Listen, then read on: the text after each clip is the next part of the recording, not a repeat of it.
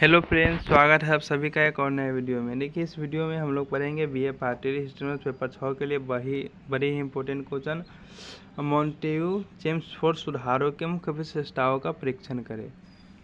इतना बोल लिया हूँ कि सही से बोल भी नहीं पा रहा हूँ। सुबह सुबह वीडियो रिकॉर्डिंग कर रहा हूँ, आप लोग थोड़ा सा मैनेज करिएगा क्योंकि एग्ज़ाम 30 तारीख को ही है और अभी कई क्वेश्चन बचे, तो मैं जल्दी कराना है। एक दिन में तीन क्वेश्चन मैं कराने की कोशिश कर रहा हूँ, 3-4 है ना। चलिए, अब मैं ज़्यादा समझाऊंगा नहीं, आप लोग पीडीएफ से समझ लीजिएगा। टेलीग्राम से जुड़ जाइएगा, पीडीएफ मिल जाएगा, क्योंकि वीडियो मैं लंबी नहीं करना चाहता हूँ ताकि आपको भी दिक्कत हो देखने में। ठीक है, हाँ, पीडीएफ आपको थोड़ा लेट से मिलेगा, लेकिन वीडियो देख लीजिएगा तो आप लोग यहाँ से स्क्रीनशॉट भी ले सकते हैं। कोई ज़रूरी नहीं है कि पीडीएफ से ही पढ़ना है। देखिए, आप आराम से स्क्रीनशॉट ले सकते हैं। चलिए हम लोग पढ़ते हैं। थोड़ा ही छोटा ही क्वेश्चन है। चलिए, ये क्या हो जा रहा है।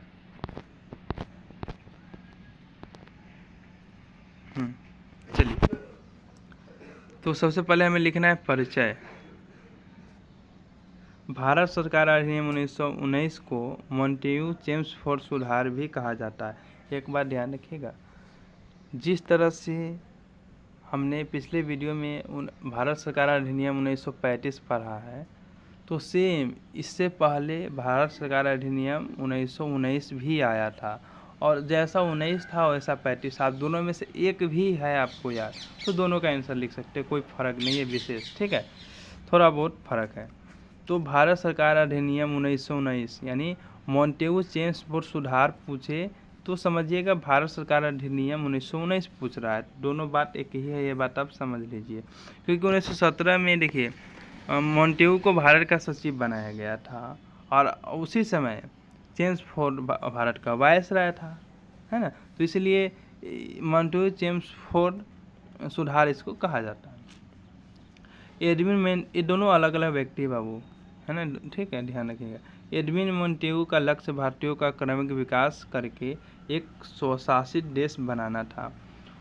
उन्होंने इस विचार को ब्रिटिश संसद के समक्ष लॉर्ड कर्जन रखा।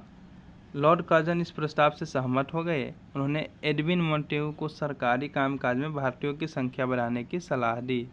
लॉर्ड कर्जन और एडविन मॉन्टेग्यू के सामूहिक प्रस्ताव को कैबिनेट ने मंजूरी दे दी और इसे लागू कर दिया। यह अधिनियम भारतीय राजनीतिक नेताओं और भारतीय राष्ट्रीय कांग्रेस के प्रयासों का परिणाम था, जो देश के प्रशासन में अधिक राजनीतिक अधिकारों और भारतीयों की भागीदारी की मांग कर रहे थे। यह अधिनियम भारतीय लोगों की मांगों को संबोधित करने के लिए संवैधानिक सुधार की आवश्यकता का भी प्रतिनिधित्व करता है। देखिए, अब हमें पढ़ना है कि जो हमारा मेन क्वेश्चन था, मॉन्टेग्यू चेम्सफोर्ड सुधार के मुख्य विशेषता क्या क्या था, वो कौन कौन सी बात थी। ठीक है, तो देखिए, इस अधिनियम के द्वारा केंद्र सरकार का नियंत्रण सीमित कर दिया गया और राज्य सरकार का भी सीमित कर दिया गया। इसके साथ ही केंद्र सरकार और प्रांतीय सरकार को अपने अपने विषयों की सूची के अनुसार नियम और कानून बनाने का अनुमति दे रही है। मतलब वही बात जो मैंने समझाया था, इसमें भी राज्य सरकार को अलग कर दिया गया, केंद्र सरकार से अलग कर दिया गया, दोनों को अलग अलग, और दोनों को अपने अपने अधिकार दिए गए और अपने अपने कानून बनाने का अधिकार दिया गया। कुछ मामलों पे दोनों का अधिकार दिया गया, ऐसे था। ठीक है, और फिर अगला है, देखिए, मॉन्टेग्यू चेम्सफोर्ड सुधार अधिनियम में प्रशासन के आधार पर प्रांतों को हस्तांतरित विषय और आरक्षित विषय में वर्गीकृत किया गया। हस्तांतरित विषयों का प्रशासन राज्यपाल के अधीन मंत्रियों की सहायता से किया जाना था, जो विधान परिषद के प्रति उत्तरदायी थे। परिणामी विषयों का प्रशासन राज्यपाल और कर्मचारी परिषद द्वारा किया जाना था। इस शासन की इस दोहरी शैली को द्वैध शासन के नाम से जाना जाता था। द्वैध शासन एक ऐसा शब्द है जो ग्रीक शब्द DRC से लिया गया है, जिसका अर्थ होता है दोहरा शासन।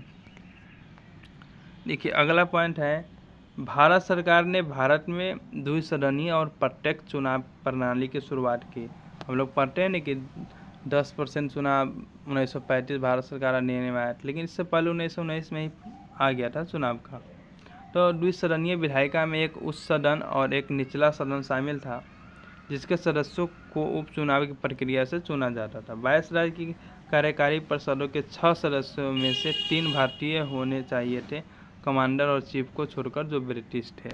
ठीक है, अब यहाँ पे ठीक है कार्यकारी पद में वायसराय के अब 3 भारतीयों को भी शामिल कर लिया गया। ये बहुत बड़ी बात है। देखिए, इन सभी बातों के साथ साथ भारत सरकार अधिनियम 1919 ने लंदन में भारत के उच्चायुक्त के लिए एक नया कार्यालय भी स्थापित किया तथा भारत सचिव के पास अब तक मौजूद कुछ शक्तियाँ भी उन्हें हस्तांतरित कर दी गई। देखिए, इस अधिनियम के बारे में सबसे दिलचस्प बात यह थी कि इसने लोक सेवा आयोग और स्वास्थ्य की अवधारणा को स्थापित किया, यानी चुनाव और स्वास्थ्य। 1926 में एक केंद्रीय लोक सेवा आयोग की स्थापना की गई जिससे सिविल सेवकों की भर्ती के लिए खोला गया था। आपको पता है साइमन कमीशन भारत क्यों आया था? इसी अधिनियम के तहत आया था। यानी 1919 में अधिनियम जो लाया गया था, इसी में कहा गया था कि प्रत्येक 10 बरस पे है ना एक क्या कहते हैं एक आयोग जाएगा भारत, वहाँ पे देख रेख करेगा काम काज की, है ना, क्या हुआ नहीं हुआ, क्या दिक्कत है, क्या समस्या है, और इसी के तहत साइमन कमीशन आया था। चलिए आगे देखिए, इस अधिनियम ने प्रांतीय बजट को केंद्रीय बजट से अलग कर दिया, जहाँ प्रांतों को अपने आवश्यकताओं के अनुसार अपने बजट का प्रबंधन करना था और अंत में इसे हर 10 साल में कार्य का रिपोर्ट देने के लिए एक कानून आयुक्त नियुक्त किया गया। यही साइमन कमीशन था। ठीक है, चलिए अब इसके कुछ आप यहाँ पे आप लिख सकते हैं मूल्यांकन, या आप लिख सकते हैं परिचय, परिचय नहीं, आप यहाँ पे ना निष्कर्ष या महत्व लिख के आप पॉइंट बनाइएगा। भारत सरकार अधिनियम 1919 का महत्व या निष्कर्ष क्या लिख लीजिएगा। ये भारत सरकार अधिनियम 1919 महत्वपूर्ण था क्योंकि इसने भारत में संवैधानिक सुधार की दिशा में पहला बड़ा कदम उठाया और भारत के एक स्वशासित राष्ट्र में अंतिम परिवर्तन की नींव रखी। इसके अलावा इसने द्विशासन के सृजन की शुरुआत की, जिसका अर्थ संघीय और प्रांतीय सरकारों के बीच जिम्मेदारियों को विभाजित करना था और विधान परिषद में निर्वाचित भारतीय सदस्यों को शामिल किया। ठीक है, भारत सरकार अधिनियम 1919 ने गवर्नर जनरल का कार्यकाल भी स्थापित किया और अन्य प्रावधानों के अलावा संघीय और प्रांतीय सरकारों की शक्तियों को परिभाषित किया। इन सुधारों ने भारत में आगे के संवैधानिक विकास और ब्रिटिश औपनिवेशिक अधिकारियों से भारतीय नेताओं को सत्ता हस्तांतरण करने का मार्ग प्रशस्त किया। ठीक है, तो इस तरह से आपका ये भी क्वेश्चन हो गया। अब बचे हुए 2-3 क्वेश्चन भी मैं कल तक करा दूंगा। चलिए मिलते हैं नेक्स्ट वीडियो में। Thanks for watching this video.